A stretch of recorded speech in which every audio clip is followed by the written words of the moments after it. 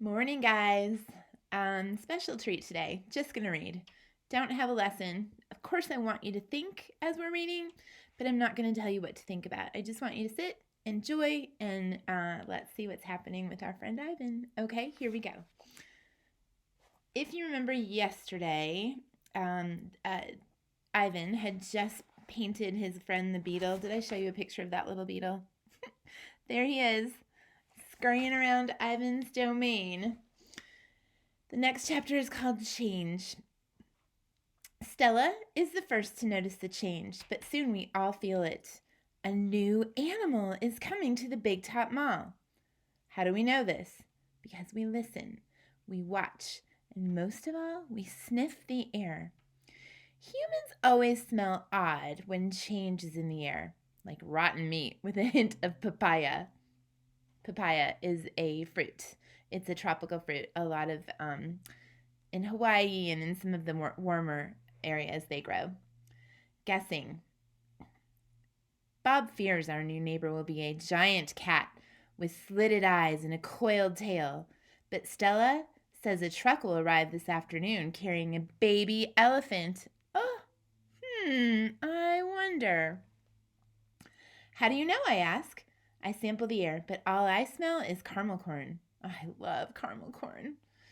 I can hear her, Stella says. She's crying for her mother. I listen. I hear cars charging past. I hear the snore of the sun bears in their wire domain, but I don't hear any elephants. You're just hoping, I say. No. Stella closes her eyes. Not hoping, not at all. Jambo. My TV is off. So while we wait for the new neighbor, I ask Stella to tell us a story. Stella rubs her right front foot against the wall. Her foot is swollen again, and it's an ugly, deep red. If you're not feeling well, Stella, I say, you could take a nap and tell us the story later. I'm fine, she says, and she carefully shifts her weight.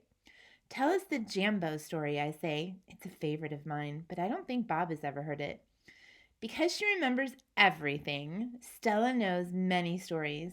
I like colorful tales with black beginnings, stormy middles, and cloudless blue sky endings, but any story will end.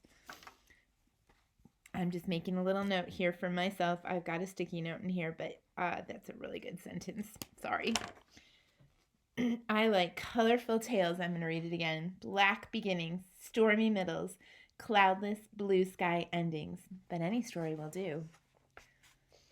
I'm not in a position to be picky. Once upon a time, Stella begins, there was a human boy. He was visiting a gorilla family in a place called a zoo. What's a zoo? Bob asks. He's a street smart dog, but there's much he hasn't seen. A good zoo, Stella says, is a large domain, a wild cage, a safe place to be. It has room to roam and humans who don't hurt. She pauses, considering her words. A good zoo is how humans make amends. The word amends means how I make it better, okay? So if I want to make amends, let's say that I have a fight with my friend Gina, and she's mad at me, and I'm mad at her, and we go off our own ways. If I decide I want to make amends, it means I want to apologize and make it better. So I want to make amends. Make amends. A good zoo is how humans make amends.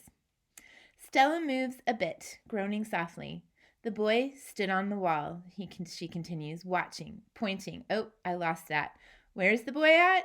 So there was a boy. He was visiting a gorilla family at a zoo, and the boy stood on a wall, watching, pointing, but he lost his balance and he fell into a wild cage. Humans are clumsy, I interrupt. If only they would knuckle walk, they wouldn't topple so often. Stella nods. A good point, Ivan. In any case, the boy lay in a motionless heap, while the humans gasped and cried. The silverback, whose name was Jambo, examined the boy, as was his duty, while his troop watched from a safe distance. Jambo stroked the child gently. He smelled the boy's pain, and then he stood watch. When the boy awoke, his humans cried out, "Stay still! "Don't move!" Because they were certain, humans are always certain about things, that Jambo would crush the boy's life from him. The boy moaned. The crowd waited, hushed, expecting the worst. Jambo led his troop away. Men came down on ropes and whisked the child into waiting arms.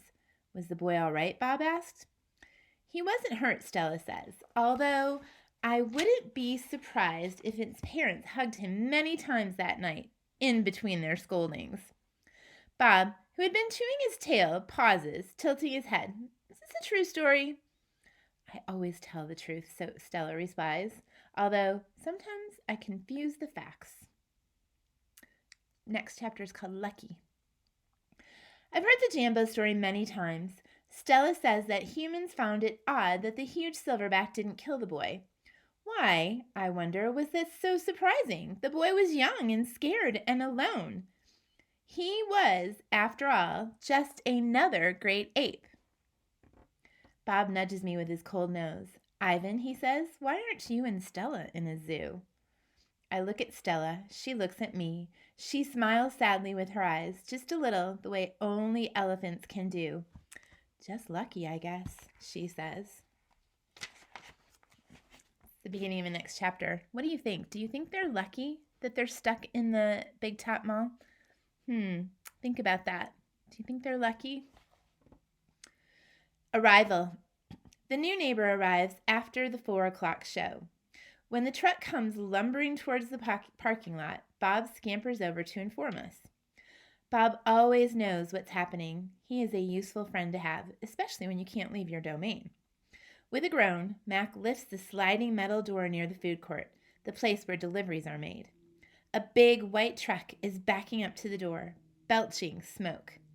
When the driver opens the truck, I know that Stella is right. A baby elephant is inside. I see her trunk pointing out from the blackness. I am glad for Stella, but when I glance at her, I see she is not glad at all. There's a picture of the baby elephant. You can see her trunk pointing out of the darkness. I am glad for Stella, but when I glance at her, I see she is not glad at all. Why not? Think about that. Why is Stella not glad that there's a baby elephant? Do we think that Stella and Ivan, do we think that they're happy in the Big Top Mall? Do you think that Stella might be thinking, this isn't going to be a good place for a baby? I don't know. Think about that one. Stand back, everyone, Mac yells. We've got a new arrival. This is Ruby. Folks, 600 pounds of fun to save our sorry butts. This gal is going to sell some tickets. All right. I know. I promised I was just going to read. I'm so sorry. But guys, good readers write things down. We've got to start writing notes about our friend Ruby. So I've got my sticky notes. Let me just write her name down so I can remember to start thinking about what I know about Ruby as a character. So far, I know she's a baby elephant. Mac and 2 men climb into the black cave of the truck. We hear noise, scuffling. A word Mac uses when he's angry. Ruby makes a noise too, like one of those little trumpets they sell in the gift store. Move, Mac says. But still, there is no Ruby. Move, he says again. We haven't got all day. Inside her domain, Stella paces as much as she's able. 2 steps one way, 2 steps the other. She slaps her trunk against the rusty metal bars and she grumbles. Stella, I asked, did you hear the baby? Stella mutters something under her breath, a word that she uses when she's angry. Relax, Stella, I say. It will be okay. Ivan, Stella says, it will never, ever be okay. I know enough to stop talking. Stella helps.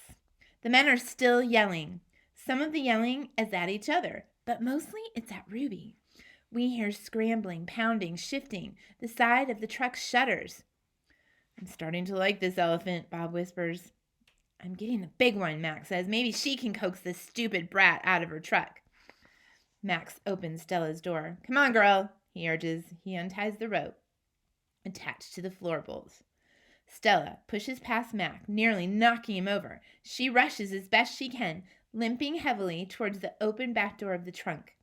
She catches her swollen foot on the edge of the ramp and she winces. Blood trickles down. Halfway up the ramp, she pauses. The noise in the truck stops. Ruby falls silent. Slowly, Stella makes her way up the rest of the ramp. It groans under her weight, and I can tell how much she is hurting by the awkward way she moves. At the top of the incline, she stops. The top of the incline, an incline is a hill. The top would be up there where my fingers are moving, the top of an incline. She pokes her trunk into the emptiness. We wait. The tiny gray trunk appears again. Shyly, it reaches out, tasting the air. Stella curls her own trunk around the baby's. They make a soft rumbling sound. We wait some more. A hush falls over the entire Big Top Mall. Thud, thud. Step, step, pause. Step, step, pause. And there she is, so small she can fit underneath Stella's with room to spare. Her skin sags, and she sways unsteadily as she makes her way down the ramp. Not the greatest animal, Max says, but I got her cheap from this bankrupt circus out west. They had shipped over from Africa. Only had her a month before they went bust, before they lost all their money. He gestures toward Ruby. Thing is, people love babies. Baby elephants, baby gorillas. Heck, give me a baby alligator and I could make a killing. Make a killing means I could make a lot of money. Stella urges Ruby towards her domain. Mac and the two men follow. At Stella's door, Ruby hesitates. Mac gives Ruby a shove, but she doesn't budge. Doggone it, get a clue, Ruby, he mutters, but Ruby isn't moving, and neither is Stella. Mac grabs a broom. He raises it. Instantly, Stella steps in front of Ruby to shield her. Get in the cage, both of you, Mac shouts. Stella stares at Mac, considering, gently but firmly, using her trunk. She nudges Ruby into her domain. And then, only then, does Stella enter. Mac slams the door shut with a clang. I see two trunks entwined. I hear Stella whispering. Poor kid, says Bob. Welcome to the Exit 8 Big Top Mall and Video Game Arcade. Home of the one and only Ivan. That is it for today. Lots of stuff happening, huh? I'll talk to you tomorrow. Bye, guys.